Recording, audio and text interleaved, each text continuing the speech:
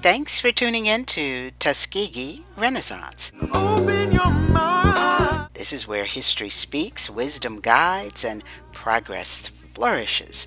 From the legacies that built this town to the innovations shaping its future, we honor the past while advancing full speed ahead. We should live our dream. Let's dive into the stories, I say everybody.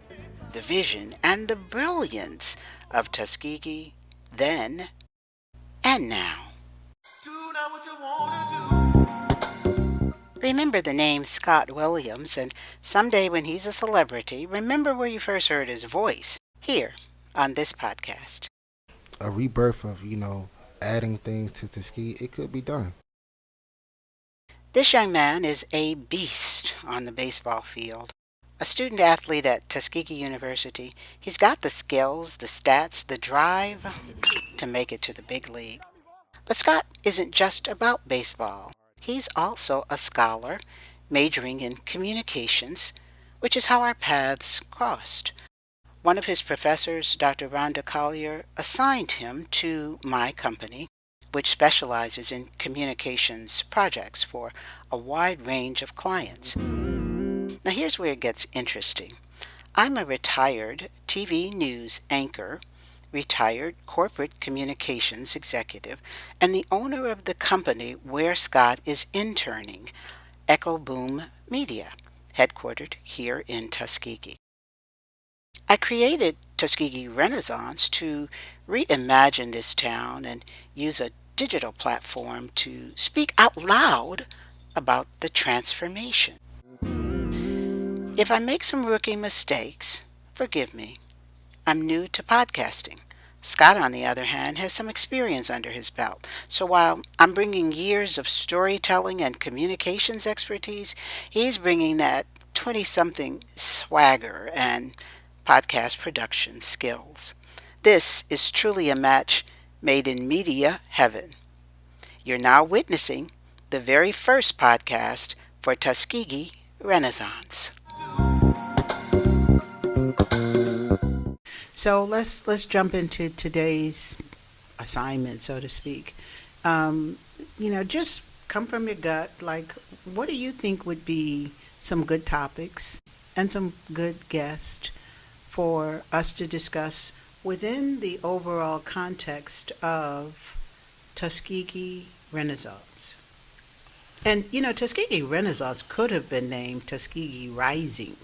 I mean, because it's like we're looking at where we are right now and seeing the future. We're seeing a better day, and we're seeing the people who are contributing to that, and we're seeing what they're doing to make this whole ecosystem thrive and be its best. So the names that you bring up, as I said, should be associated with Tuskegee University because that's really your world right now. Right. So, first of all, I would say for the rebirth of Tuskegee, I would start with, the big staple, Tuskegee University. And as we have a new president, I would start with the new president as the big candidate. With getting to the president, he will reach the young people at the university, the young generation that we have coming through.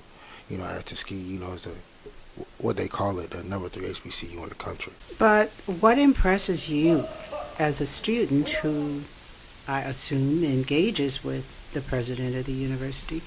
What impresses you about him?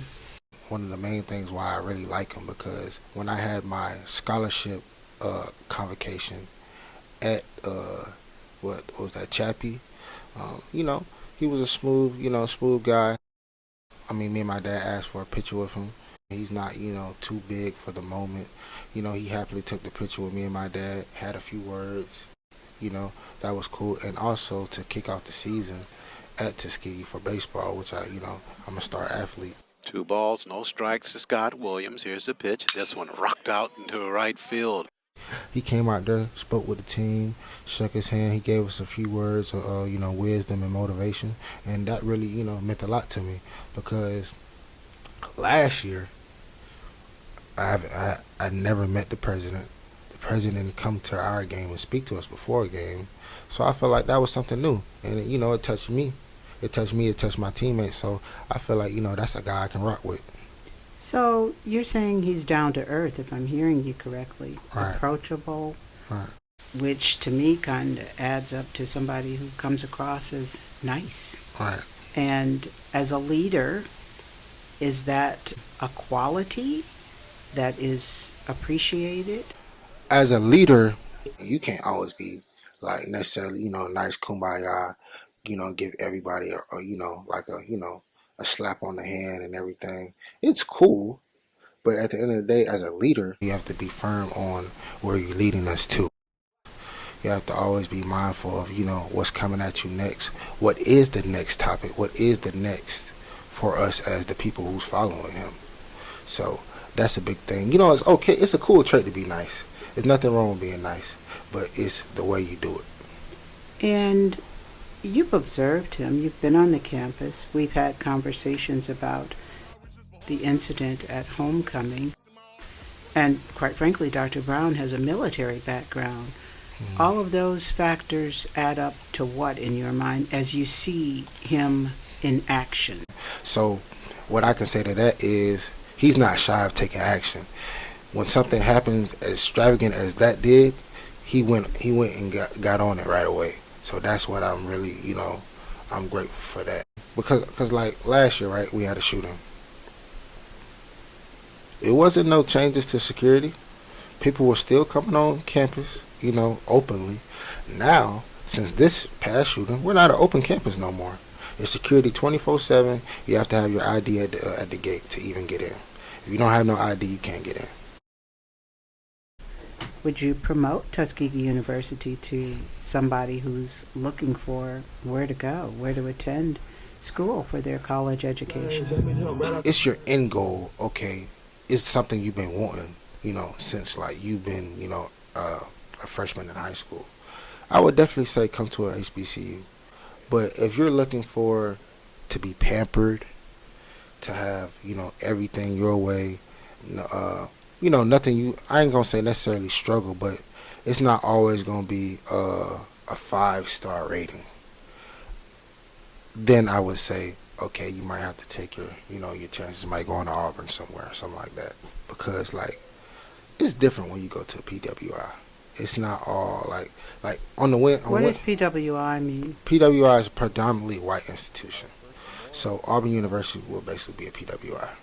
So the difference between the PWI is, you know, the culture aspect. So like on Wednesdays, right, we have Fried Chicken Wednesday. You know, us, you know, as cultural people, black people, we dress up. And we have, you know, fun in the calf. They dance, they do line dancing. They have, you know, our culture music playing. Fridays we have, you know, fried fish. It's the same thing. You feel me? That culture aspect is going to be different when you go to a PWI. They might not have that. They might have a go throw frisbee in the yard or something like that. That's not something we necessarily do. You feel me? But it's all about, you know, what you want to get out of it. If you feel like, you know, being a PWI is not, you know, nurturing you, you know, making you feel at home from, you know, where you come from, I'd say go to HBCU, definitely. What would make Tuskegee, the community, a place that you could fall in love with? More things that people can interact with and do. It's not necessarily much to do around Tuskegee. Say for instance, if you wanted to go to, you know, like a Walmart, a Target, you can't necessarily go and do that in Tuskegee. A lot of kids I know, and including me, we travel to Auburn and Montgomery probably like every other day for the things that we really need. And those things need to be brought to Tuskegee. Just like you said the other day, starting with the pilot, that's just a start. Would you be willing, once you're a star professional baseball To give player, back? to invest in Tuskegee? Definitely, definitely. Like, you know, like a Six Flags or something, or you know, water park or something. You know, things of that nature. I know we have a community pool, but it's like not everybody goes there.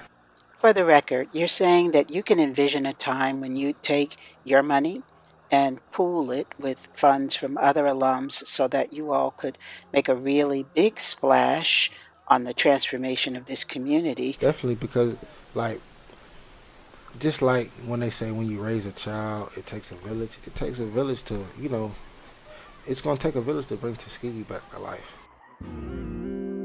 Remember, together we shine.